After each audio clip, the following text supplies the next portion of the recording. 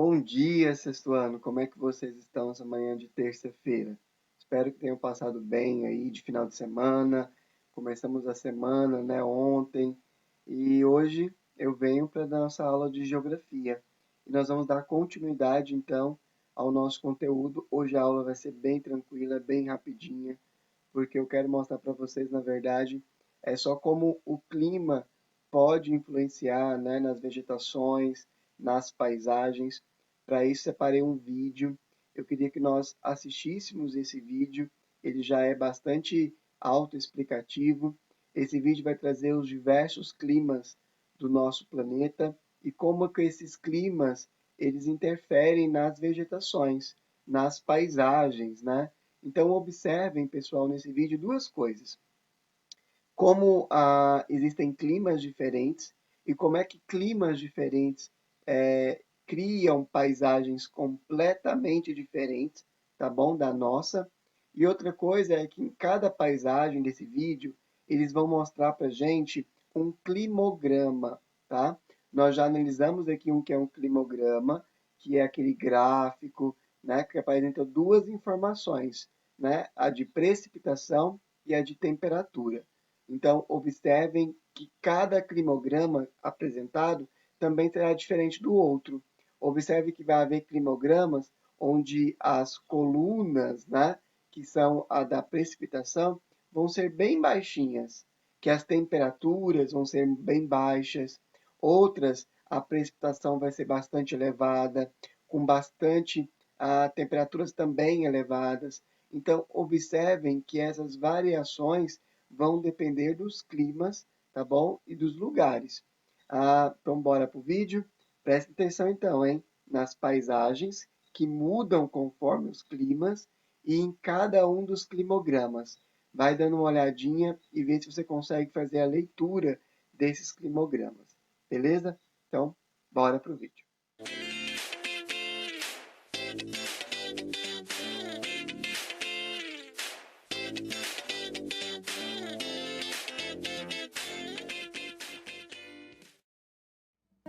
Bem-vindos ao Olhar Geográfico. Nesta videoaula, veremos a distribuição geográfica das principais paisagens vegetais da Terra e as suas inter-relações com os diferentes tipos de climas. Então vamos lá. A tundra é a formação vegetal rasteira típica das regiões polares, recobertas pelo gelo durante grande parte do ano. O desenvolvimento desta vegetação ocorre durante o verão, quando acontece o breve derretimento do gelo polar. Uma característica comum deste bioma é a presença de plantas como os musgos, pertencentes ao grupo das briófitas, que não apresentam flores nem sementes ou caules, e líquens, adaptados a ambientes úmidos, sombreados e de baixas temperaturas. Já nas bordas polares, principalmente do hemisfério norte, surge a floresta boreal, também conhecida como taiga ou floresta de coníferas. Nestas áreas, ocorre a formação do clima frio, que possui maior luminosidade solar do que as áreas polares, e possibilita o surgimento de árvores, como pinheiros e abetos. Trata-se de uma floresta adaptada a baixas temperaturas, denominados de vegetação aciculifólia, ou seja, com forma de agulha. Os pinheiros possuem copas em forma de cone com galhos inclinados para baixo, que dificultam o acúmulo da neve. Um aspecto muito diferente daqueles que caracterizam as florestas temperadas, localizadas de modo geral em regiões de latitudes médias, entre as zonas polares e tropicais da Terra. O desenvolvimento das florestas temperadas é influenciado pelo clima que recebe o mesmo nome, ou seja, o clima temperado, com temperaturas que podem oscilar de menos 4 graus Celsius durante o inverno a 18 graus Celsius no verão. As variações da temperatura e da umidade geraram a formação de vegetação caducifólia, ou seja, de folhas caducas, caem durante o outono e o inverno. A perda das folhas permite que as árvores economizem energia durante o inverno e, ao mesmo tempo, garante a adubação natural do solo por meio da decomposição de sua própria folhagem. Partindo em direção à zona tropical, encontramos as florestas tropicais e equatoriais úmidas. Em função da baixa latitude, o clima equatorial apresenta temperaturas elevadas ao longo do ano, favorecendo a formação de vegetações latifoliadas, isto é, de folhas largas, que absorvem grande quantidade de energia solar disponíveis na zona tropical. Por ser uma área de encontro entre massas de ar úmidas, a região equatorial é caracterizada pelos seus grandes índices de chuvas, influenciando inclusive na formação de vegetações aquáticas e na manutenção do aspecto esverdeado destas florestas ao longo do ano. Outras paisagens naturais típicas da zona tropical são as vegetações savânicas, como é o caso da caatinga e do cerrado brasileiro. Por apresentar verões chuvosos e invernos secos, o clima tropical possibilitou o surgimento de uma vegetação caracterizada por gramíneas, árvores médias e arbustos espaçados. De modo geral, suas plantas apresentam raízes profundas, que captam a água dos lençóis freáticos durante os períodos de seca. Além disso, muitas espécies apresentam galhos retorcidos com cascas grossas, que possibilitam a sua sobrevivência em eventuais incêndios. Outra vegetação muito interessante é a mediterrânea, localizada predominantemente nas áreas situadas junto ao mar Mediterrâneo e em regiões que apresentam condições climáticas semelhantes, com a ocorrência de verões secos e invernos chuvosos, próprios do clima mediterrâneo.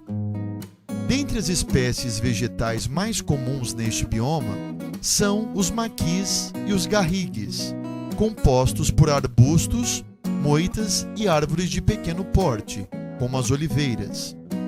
De modo geral, a vegetação mediterrânea é constituída por espécies vegetais pertencentes à família das esclerófilas, que apresentam folhagem dura adaptada a períodos de seca.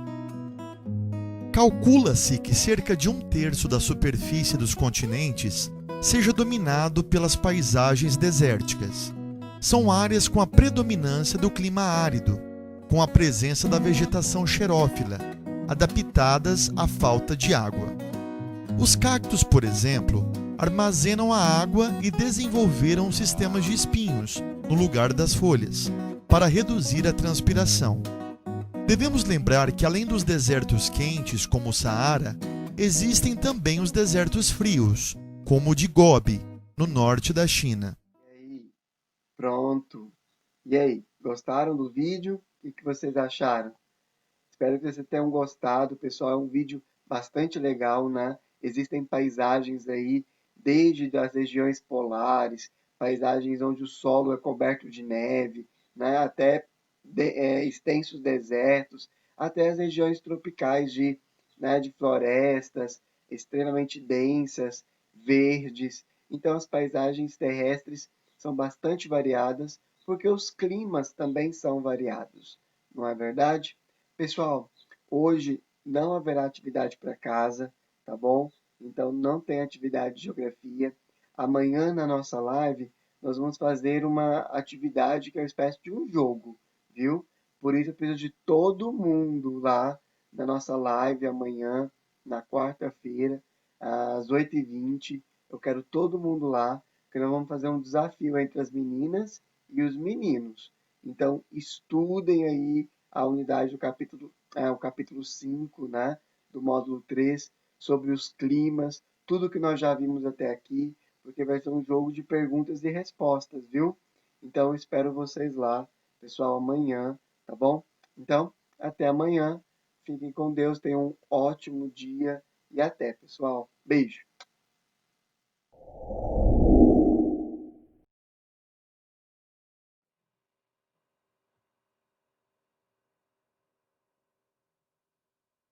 Bom dia, sexto ano, tudo bem com vocês? Espero que esteja tudo ótimo. Hoje, dia 25 já de agosto, temos aí textos para serem lidos e interpretados e os exercícios de casa, né? Tá aparecendo aí na tela de vocês. São da página 36 a 44. Então, aqui eu vou abrir a tela para vocês acompanharem aí a leitura desses textos, tá? Que serão utilizados aí para responder essas questões, tá bom?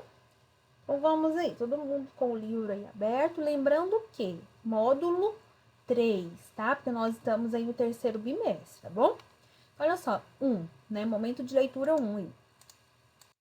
Você já parou para pensar na quantidade de lixo que produzimos por dia? Estudos afirmam que uma pessoa produz entre 500 gramas e 1 quilo de lixo diariamente. Imagine essa quantidade multiplicada pelo número de habitantes do planeta Terra. É muito lixo em apenas um dia.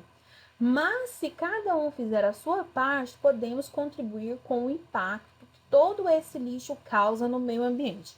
Veja a seguir um exemplo de como isso é possível. Então, aqui nós temos, né, a Magali e o Cascão, em um bom exemplo.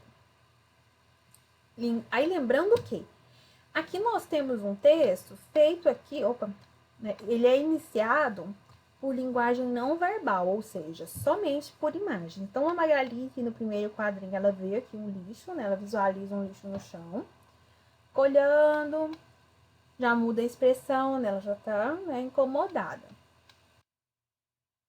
E aí, né, deixa eu só alinhar aqui, ficar maior. Pronto, ficou melhor. E aí ela fala, né, ela aponta pro Cascão, né? Então é o senhor que anda comendo e jogando papel de bala por aí, né? E é mesmo, que mancada, ele diz, né? Já pego tudo. E ela continua brava e o Cascão aqui com um carinho assim, opa, vou pegar. Aí ele pega tudo, joga no lixo, né? Valeu, Magali, se não fosse você, eu não ia perceber que estava sujando a cidade. Ainda mais com papel. Imagina se chove por aqui agora, a água ia levar essa papelada para o bueiro. E aí já viu, né? O que acontece, né? Os bueiros ficam entupidos quando chove, e aí, né, as ruas ficam todas alagadas, né? Porque aí não tem por onde a água escorrer, porque a função do bueiro é essa, quando chove a água escorre, tá? Seguindo aí, né? Muito lixo acumulado pode entupir os encanamentos. Aí seria um caos. Né? Aí é que ele está imaginando, né? Que foi essa coisa que eu descrevi agora, né? A questão dos alagamentos. Engarrafamentos em ruas alagadas. Água subindo até os telhados. E mosquitos colocando os ovinhos em águas paradas, ou seja, mosquitos da dengue. Obrigado, Magali, por ter me lembrado. Aí, né, tem ela aqui, né? E pensar que eu estava reclamando por ele não ter guardado uma bala para mim. Então, na verdade, no início aí, né, ela vê o papelzinho e sai, né, procurando, né? A intenção dela é que ela queria uma balinha, né, uma bala. Só que aí ele interpretou, né, de outra maneira, né, no sentido aí de preservação, né, da natureza, ou seja, não jogar lixo na rua para não causar essa problemática toda que foi apresentada aí na historinha, tá? Então, é Magali Cascão, Bom Conselho de Maurício de Souza, tá? São Paulo Globo, 2000, Turma da Mônica.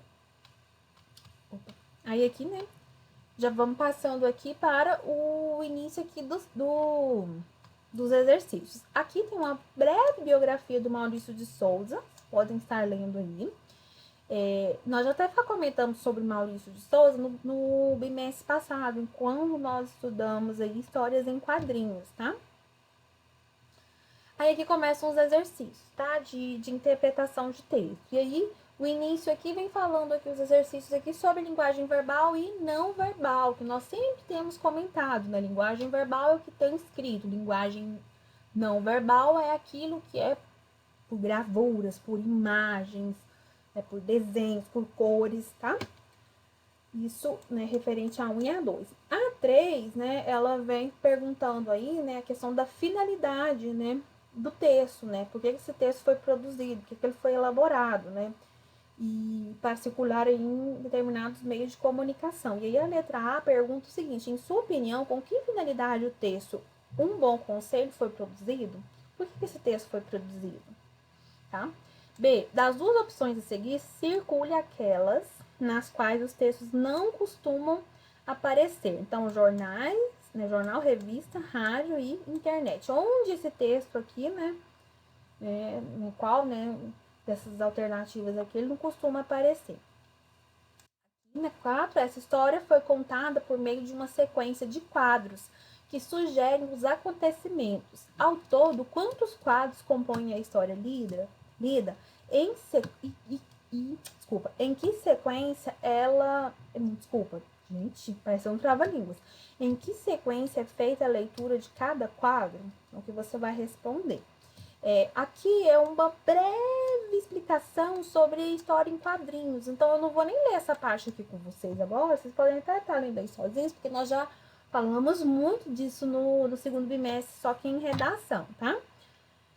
5. Os balões de uma história em quadrinhos geralmente apresentam forma arredondada e um rabicho. Qual é a função desse rabicho? Esse rabicho é aquela pontinha, né? Que normalmente fica apontada para a pessoa. Qual que é a função, né?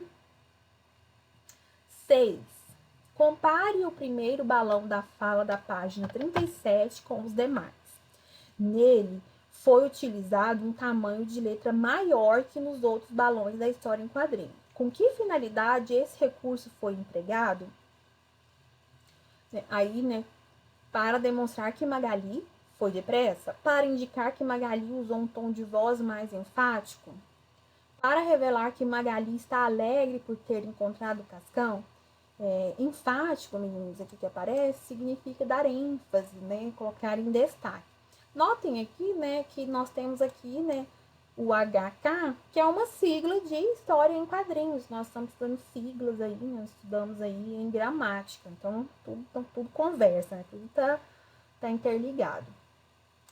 7. No segundo e no terceiro quadrinhos, da página 38, por que há imagens contornadas por balões e um rabicho em forma de bolhas em direção à cabeça do Cascão? Nós sabemos que existem aí balões que eles, né, dependendo do jeito que eles estão, eles vão indicar a fala, vai indicar um grito, vai indicar um pensamento, né, vai indicar algo que ele esteja imaginando, tá?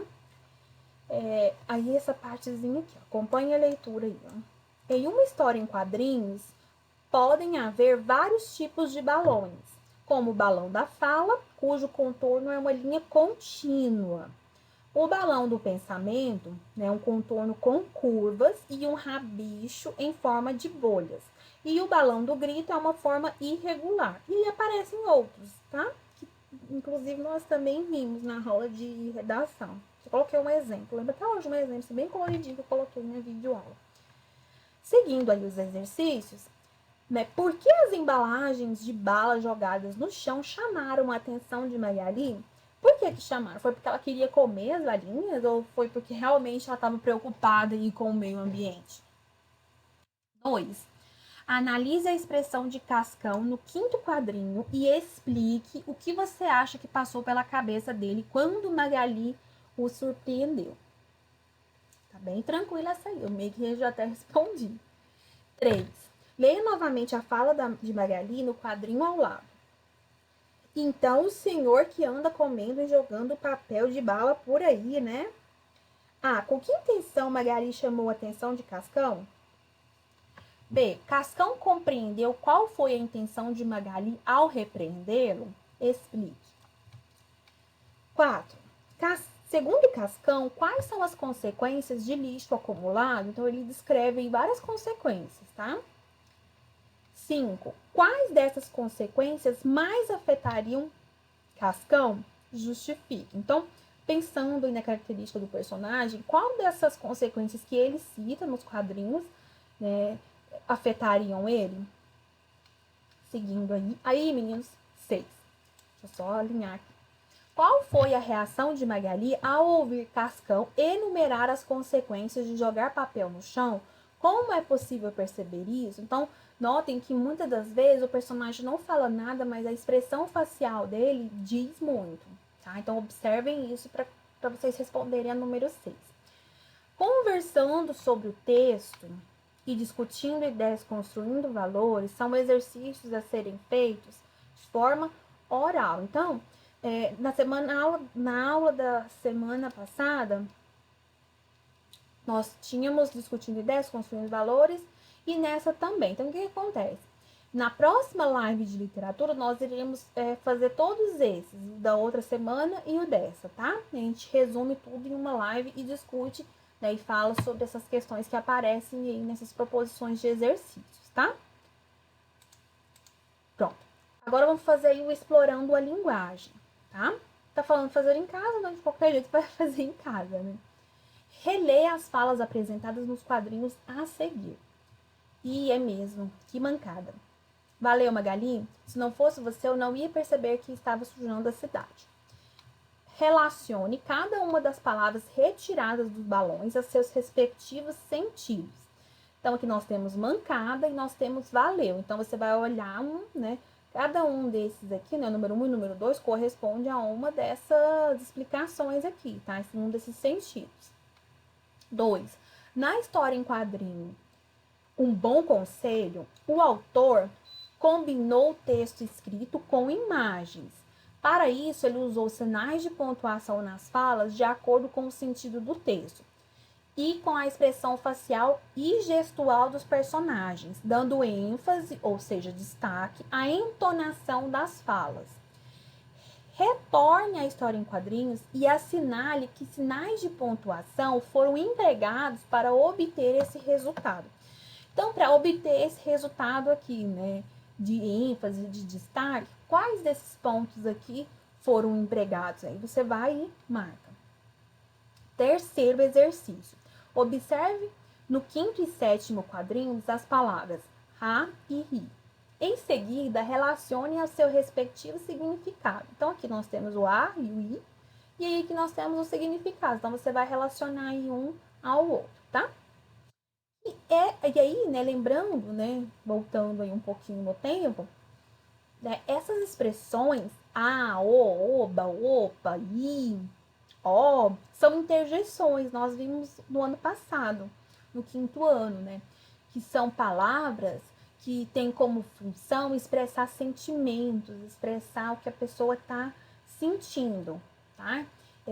Tudo isso são interjeições. Se não me engano, foi o último conteúdo que nós vimos no 5º ano, ou foi o penúltimo, não me lembro. Eu lembro que foi no 4º bimestre. Então, interjeições, só relembrando aqui, reforçando, são palavras que existem aí, né? Uma classe de palavras, né, que tem como função expressar os sentimentos, tá? Agora, e aí no número 4, pede o seguinte: escreva os sentimentos, ou sentimento, que cada uma das interjeições expressam. Por exemplo, se eu falo viva, quando eu falo viva, eu expresso um sentimento de alegria, de empolgação, de animação, tá? Se eu falo aqui, psiu, né, psiu, eu estou chamando a atenção, né? Eu estou alertando de alguma coisa. Então, você vai colocar, né, cada sentimento aqui que é expresso aqui por essas, né, interjeições. Olha aqui na letra M aqui, ai, né? Esse ai é de quê? De dor, né? Ai, né? De dor. Então, expressa aí uma dor. Aí aqui, deixa eu só alinhar. Aqui já entra a interação dos textos, tá? Opa. É o quê? É quando os textos conversam entre si. E aí aqui, né, nós temos novamente aqui uma tirinha que vocês vão estar lendo. Essa eu não vou ler, vou deixar para vocês lerem aí, tá? Aí aqui na letra B tem um poema, um fragmento de poema. Nós temos aqui uma imagem. E embaixo nós temos aí os exercícios. Ai, desculpa. Aqui aí pede para você comparar o texto A e o texto B, né? Tanto o texto A e B como a história em quadrinhos lida nas páginas 36 e 38 tratam do mesmo tema. Qual que é esse tema? Então, vocês vão observar essa aqui, vão observar esse poema e essa imagem, tá? Que tema é esse, né? Depois, a número 2. Com que objetivos os autores do texto teriam abordado esse tema? Qual que é o objetivo de abordar esse tema? né? Com qual função, né? Qual fundamento é utilizado para escrever esse tipo de texto? Depois, o número 3. Em qual dos textos está subentendido qual é o bicho citado? Subentendido é algo que esteja escondido. Então, tem um dos textos aí que tem algo escondido aí, tá? Que é um bicho aí, né? E qual está explícito de qual bicho se trata? Então, qual texto fala, né, abertamente aí de um bicho? 4. Que termos foram empregados em cada um dos textos para fazer referência ao ser humano? Tá bem tranquilo, tá, meninas? 5. A palavra pegadas aparece em ambos os textos da página anterior. A que ela se refere? Depois, a número 6. No poema, o autor referiu ao bicho, né? Referiu ao bicho como pra lá de preguiçoso. Assinale as alternativas a seguir que explicam o que ele quis dizer. Então, você vai escolher aí as alternativas, né? Assinalar aí a alternativa que explica aí essa questão bicho, né? Pra lá de preguiçoso. E na 7, aponte palavras em cada um dos textos que sejam características da linguagem oral. Por que esses textos apresentam traços da oralidade, né, da fala? Por que nesses textos, né, apresentam esse tipo de linguagem? E, por fim, aqui na 8, no texto há um elemento que retrate o seguinte verso do texto B. Deixa um rastro ruinoso. Então, você vai voltar lá no texto A, né, e vai observar o quê? Tem um elemento que retrate o seguinte verso do texto B, deixa um rastro ruinoso. Tem alguma coisa que represente isso daqui? Que explique o que seja isso daqui? É a sua resposta, tá? E aí finaliza aqui na página 44, que aí aqui na página 45 já é para as semanas posteriores, tá bom, meninos? Deixa eu ver aqui. Então foi isso. Uma ótima semana para vocês. Tudo de bom. Um beijo e até a próxima aula. Tchau, tchau.